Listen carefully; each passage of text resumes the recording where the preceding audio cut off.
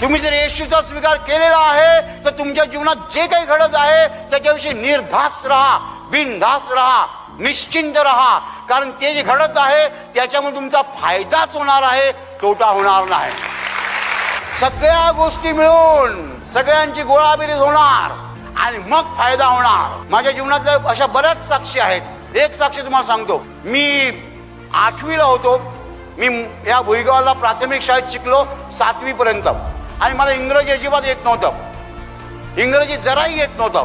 मी 8वीला गेलो आणि 8वीला मी पहिल्या परीक्षेला 100 पैकी 25 मार्क मिळवून इंग्रजीमध्ये नापास झालो.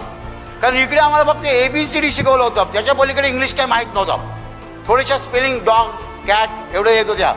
आता तिकडे गेलो आणि तिकडे 100 पैकी 25 मार्क 8वीच्या पहिल्या परीक्षेला तिमाही परीक्षेला 100 पैकी 25 मी नापास झालो इंग्रजीत.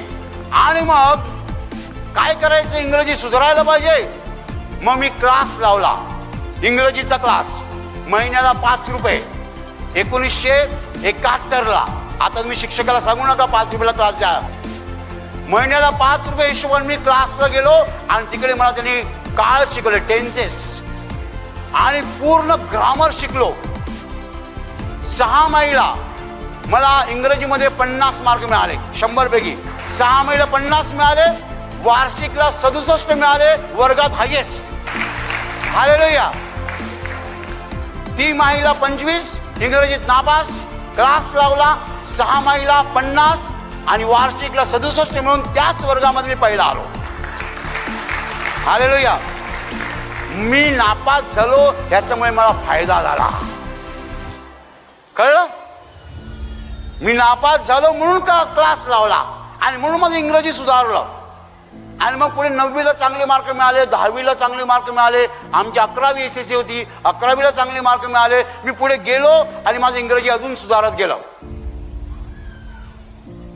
देवाने तो इंग्रजीचा पाया घातला.